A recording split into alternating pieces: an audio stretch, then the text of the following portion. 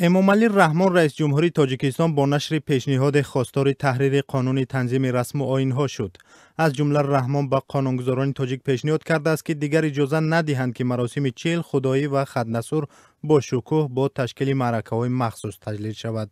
در شرح الواه‌ها به قانون درباره تنظیم عنعنه که روز 11 آگوست در سامانه رئیس جمهور نشر شد آمده است مراسم ختنسور باید با اشتراک اهل خانواده برگزار شود و صاحبان معرکه حق آوردن آوازخوان‌ها را ندارند.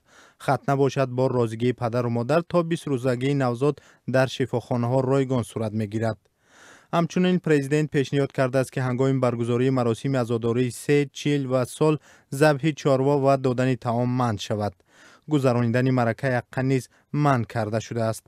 حقیقه یک مراسم مذهبی است که پس از تولد طفل آن را برخی انجام می‌دهند. عبدالخالق شادیف ساکن 43 ساله ولایت سوخت دوام 2 سال است که نمیتواند از قرضی برای مراسم‌های مادرش گرفته خلاص شود. عبدالخالق میگوید با 4 فرزند به دهقانی مشغول است و درآمد سالانه‌اش با گفته خودش با یک عذاب برای زندگی میرسد. او گفت از طریقی که بین مردم بسیار مشمیش شد، آشکار پنهان، گاه به شوخی گاه به جدی مردم به طرف ما فرزندان ما اهل ما به تعجب قرض گرفت. $1800 همین لازم بودند برای ما وضعی کامل این چیز. حکومت تاجیکستان با تصویب قانون درباره تنظیم عنعنه و جشن و مراسم‌های یک عده مراسم‌ها را منع کرده تعداد اشتراکداران در طی معرکه‌های عزا را نیز محدود کرد. بعد 10 سال قبول این قانون تا حال بحث برانگیز مقامات تاجیک اعلان کردند که به قانون تنظیم تغییرات وارد می‌شود. سید مکرم عبدالقادرزاده رئیس شورای علمای تاجیکستان میگوید مسئله منع دادن طعام در مراسم‌های 40 سال حالا در بررسی قرار دارد. مفتی تاجیکستان در صحبت با رادیو آزادی گفت حالا دقیق نیست که شیوه برگزاری 40 سال چگونه می شود و چند گزینه در بررسی می باشد. شاید شود که ضیافت یا که شاید شیرتن و شیرینی قطعی، چای و شیرینی قطعی. در بسیار جا فرض کردیم در دولت افغانستان روزی فاتحه میگن در مسجد میشه. خویشاوندان نزدیک باشد میاد در همون روز وای میکنن در مسجد دعای فاتحه فلانی گفته اومدگی دعا میکنن یک آب هست اونجا یا که اون شیرینی باشد هست دیگر چی نیست. با این همه رئیس شورای علما میگوید در تاجیکستان کسی خیر را منع نکرده است و کسی امکانیت دارد میتواند به کمیزاتان کمک رساند. جامعه شناسان میگویند مراسم های ملی در تاجیکستان سنت است که از 100 ساله ها به این طرف در جامعه عمل میکند و با قرار قانون منع کردن آنها راه یگانه حل مسئله نیست.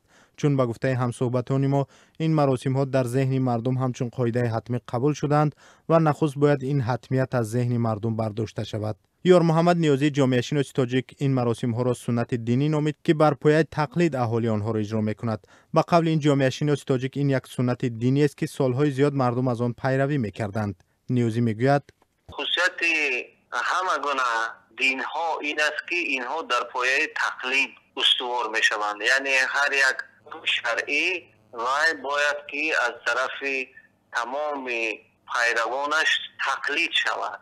هر گونه تقلید ها وقتی که به عادت تبدیل می‌یابد همین خیلی تعصبات و با چشم همین رقابت نگاه کردن در همین مسائل همین خیلی ذهنیت رو به وجود میبرد. رشید غنی عبدالله کارشناس دیگری تاجیک گفت قبلا چون این مراسم ها اساساً از حساب قشر دارا به خاطر پست کردن تشنج اجتماعی گذرانیده میشد و مثل حاضران مسابقه نمیشد. برخی دیگر از جمله پرزیدنت امامعلی رحمان از صرف نظر شدن معیارهای قانون پیش از همه از جانب خود منصبداران انتقاد کردند. در شکایت‌های دیگر گفته می‌شود که قانون به خاطر صرفه‌کاری خرج و مصرفات قبول شدن نتوانست از فساد کنار بماند و زمینه‌های را برای رشوه‌ستانی از صاحبان معرکه‌ها به میان آورد.